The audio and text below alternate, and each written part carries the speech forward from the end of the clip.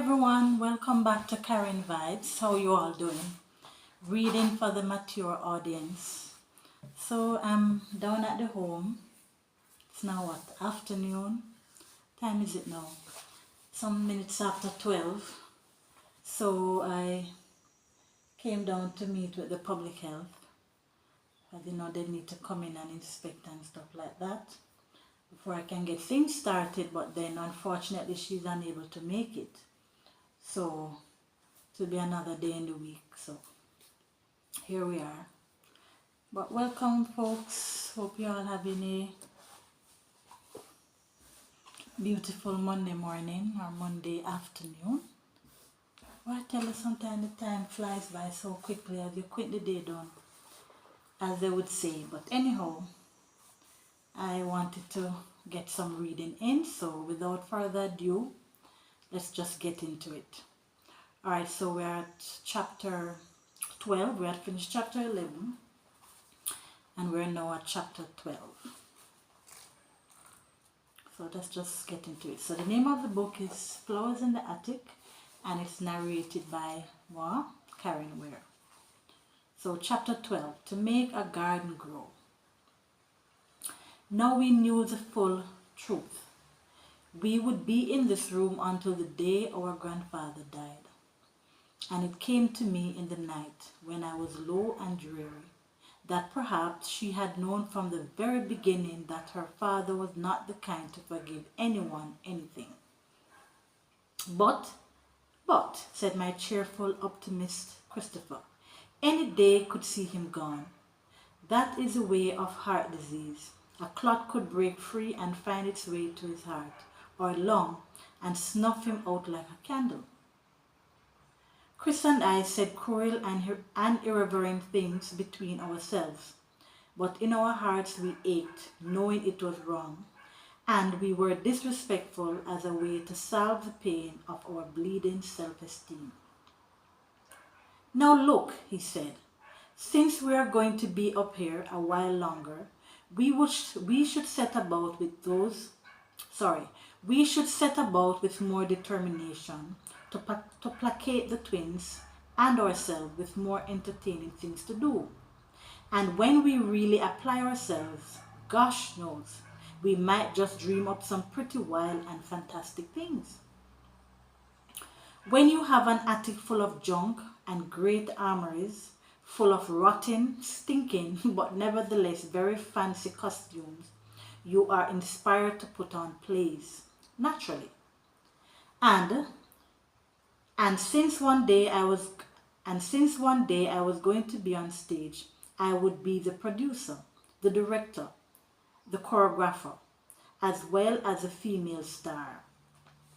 Chris, of course, would have to play all the male lead roles, and the twins could participate and play minor parts. But they didn't want to participate.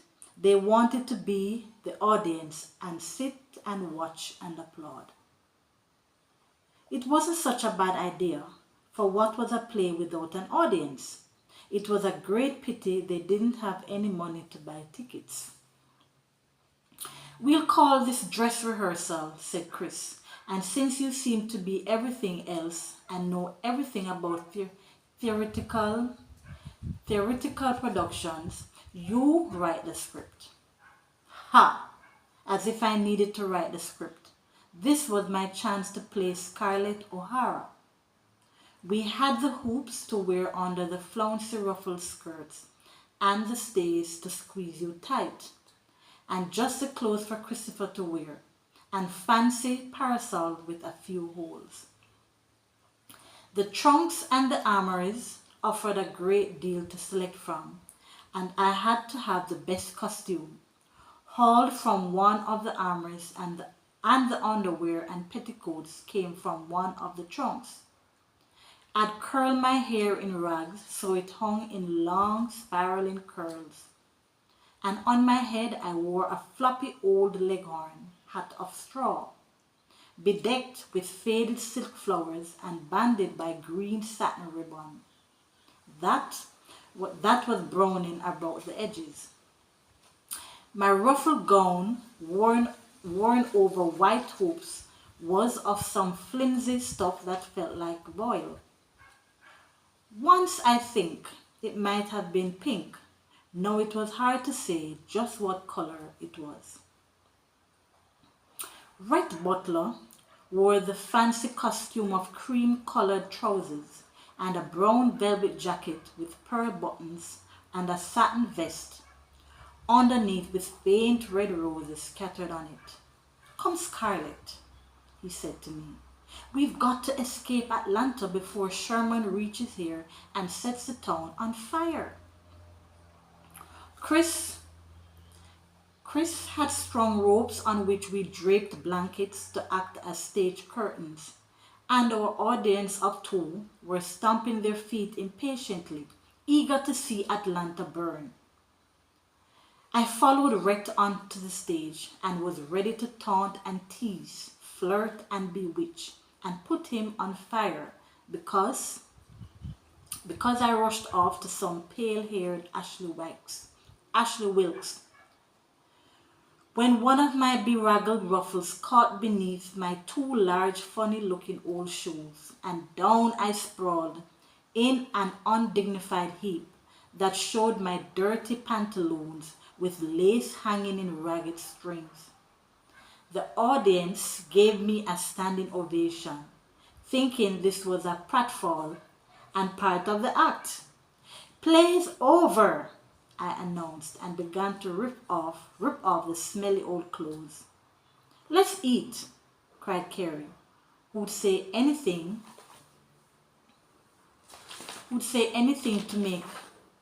to take us down from this despised attic. Corey pouted his lower lip and looked around. "I wish we had the garden again," he said so wistfully it hurt. "I don't like to swing when the flowers don't sway in the wind." His flaxen hair had grown long enough to touch his shirt collar, and it curled in ringlets, while Carrie's hair hung halfway down her back and rippled like cascading wave. They were wearing blue today for Monday. We had colors for each day. Yellow was our Sunday color. Red was for Saturday. The wish spoken by Corey put thoughts into Chris's head, for he turned in a slow circle, giving the huge attic an appraising survey. "Admittedly, this attic is a grim and dreary place," he mused. But why can't we as a constructive way to use our creative talents bring about a metamorphosis and turn this ugly caterpillar into a brilliant soaring butterfly? He smiled at me, at the twins, in such a charming, convincing way that I was immediately won over. It would be fun to attempt to pretty up this dismal place and give the twins a colorful fake garden where they could swing and enjoy looking at beauty. Of course, we would never finish decorating all of the attic. It was so tremendous, and any day the grandfather could die, and then we'd leave, never to return again. We couldn't wait for Mommy to come that evening, and when she did, Chris and I enthusiastically told her our plans of decorating the attic and turning it into a cheerful garden the twins wouldn't be afraid of. The strangest expression flickered momentarily in her eyes. Well now, she said brightly, "if you're going to make the attic pretty, first you must make it clean, and I'll do what I can to help." Mummy sneaked up mops, pails, brooms, scrub brushes, and boxes of soap powder. She went down on her knees beside us to scrub in the attic corners and around the edges and under the large pieces of furniture. I marveled that our mother knew how to scrub and clean. When we lived in Gladstone, we had a twice-weekly maid who came in to do all the hard, dreary things that would redden Mummy's hands and break her fingernails.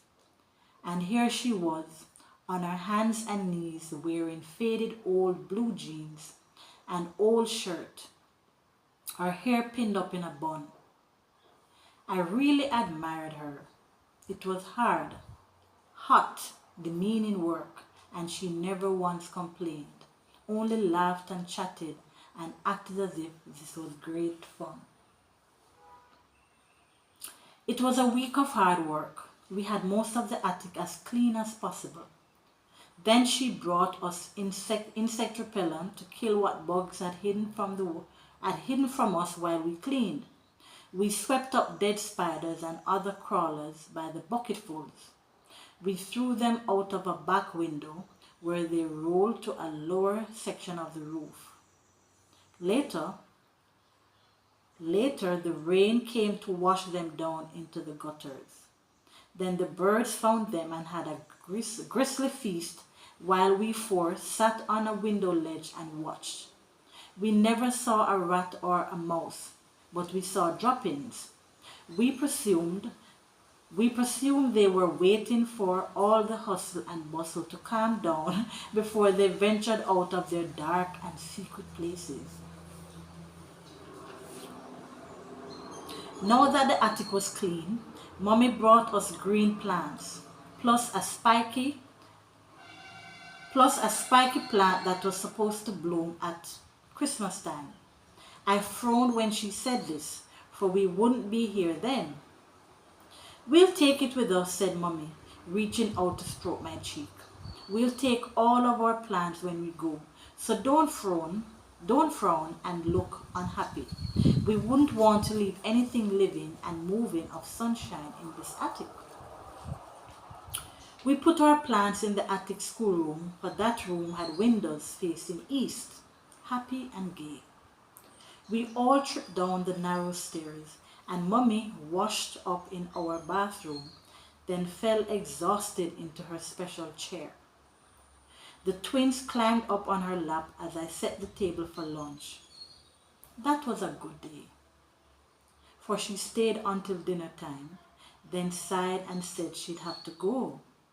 Her father made such demands on her, wanting to know where she went every Saturday and why she stayed so long. "Can you sneak back to see us before bedtime?" Chris asked. "I'm going to the movies tonight," she said evenly, "but before I leave, I'll slip in to see you again. I've got some of those little boxes of raisins that you can snack on between meals. I forgot to bring them with me." The twins were crazy about raisins, and I was happy for them. "Are you going to the movies alone?" I asked. "No, there's a girl I grew up with. She used to be my best friend and she's married now. I'm going to the movies with them. She lives only a few houses from here." She got up and went to the windows, and when Chris had the lights turned out, she parted the draperies and pointed in the direction of the house where her best friend lived. "Elena has two unmarried brothers. One is studying to be a lawyer. He goes to Harvard Law School, and the other is a tennis pro."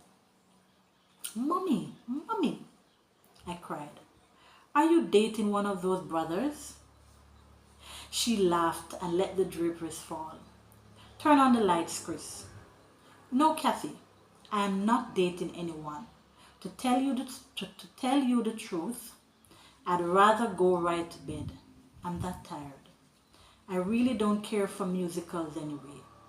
I'd rather stay with my children, but Elena keeps insisting I get out, and when I keep refusing, she keeps asking why. I don't want people to wonder why I stay home every weekend. That's why occasionally I do have to go sailing or to the movies."